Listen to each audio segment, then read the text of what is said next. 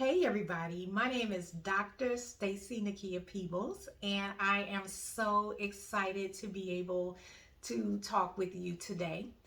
The topic I'm going to share with you is optimizing emotional wellness in Black women. And I think this is something that is really important, and I think it's something that has recently come to the forefront. And I'm glad that we're now able to have these conversations. So, I'm a licensed psychotherapist, I'm a certified empowerment and life coach, and I'm trained as a Reiki healer. So I take a holistic approach to working with women, and definitely have a love and a passion for working with Black women, women who look like me, my community. And so, one of the things that we recognize is that, in this country, the Black community has often been an afterthought. Racism, discrimination, police brutality. These are all things, racial trauma that affect our communities. And we're expected to deal with these things and to just keep going. And the Black woman has really been the backbone of the community. And we have carried the burden of some of the, many hardships that we have faced on our shoulders. And, we can trace that all the way back to slavery. Families were being torn apart. Women having to step up and try to protect their children and their families, sometimes feeling hopeless and helpless in being able to do that. If we bring it forward to more modern day times, the war on drugs, mass incarceration that we dealt with as a community in the 80s and 90s, and we're actually still in a process of trying to recover from that. But Black women stepped up.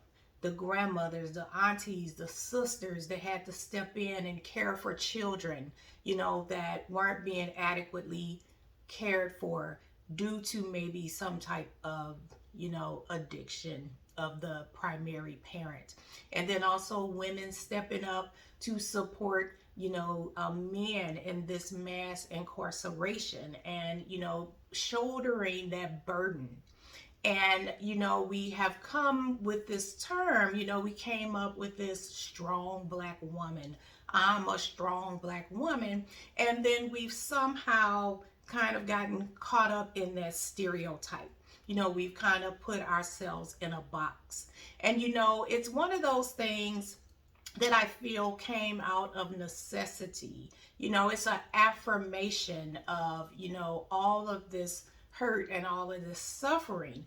It feels so good to say I'm strong, because I've made it through. And so we know that Black women, we're very resilient.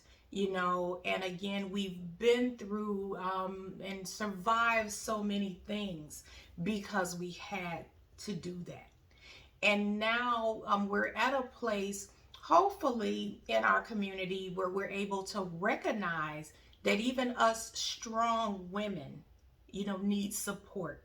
Sometimes we need a break, and that it's okay, number one, to admit that, and number two, to figure out how do we make that happen. And again, like we've been given like this badge of honor of being a strong woman. Sometimes the term ride or die, like I'm gonna be that ride or die.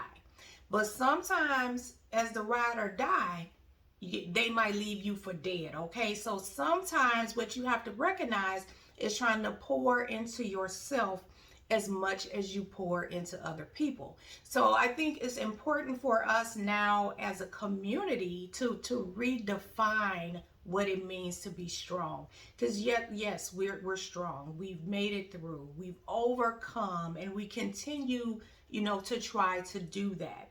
But one of the things that has become synonymous with being strong is to suffer.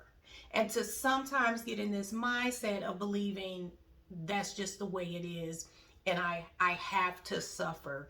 There's not anybody that's going to listen to me. There's not anybody that's going to care. I have to keep going regardless.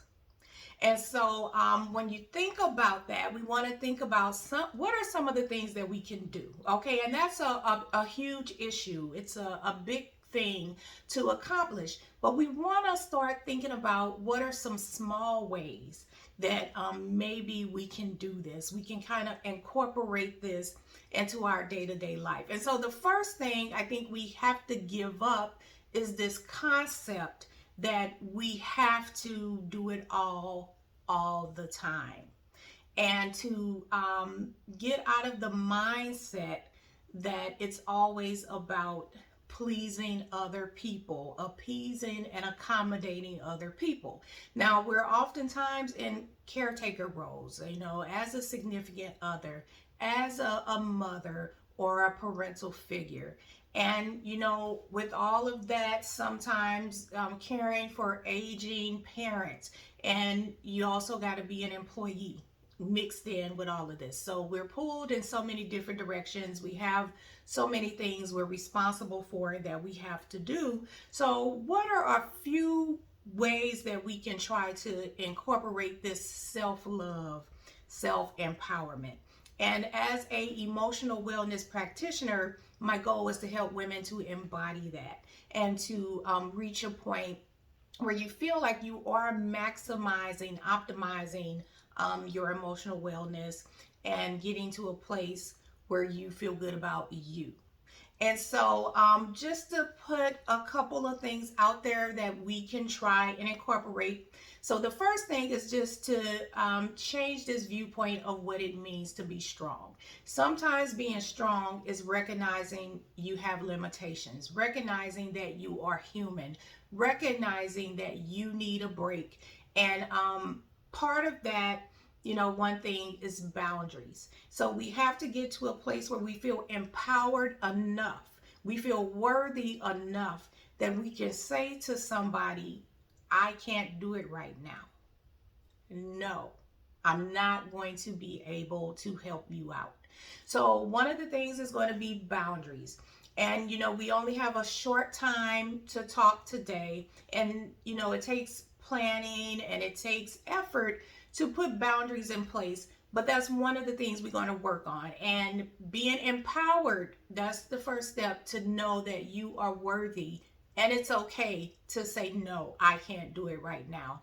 Or to try and delegate responsibilities to somebody else if you need to do that. So putting boundaries in place. Another thing that we look at and we hear thrown out a lot is self-care. So what does that mean? Sometimes that can be something big and extravagant, but sometimes it can be a small thing. It may be like just taking some time to yourself. How can you do that? Like sometimes you have to maybe take a day off from work and you don't tell anybody I'm taking a day off from work, because sometimes when people know, oh, she's going to be off work, they find some other work for you to do. So you have to start trying to figure out how do you, carve in this time for you.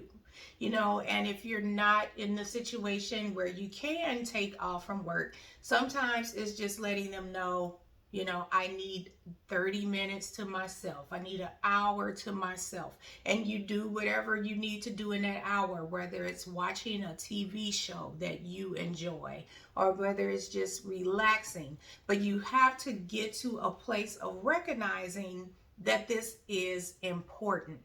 And you have to be able to pour into yourself, to love yourself in the same way that you love and you pour into other people, and reach a mindset of developing relationships that are going to be reciprocated.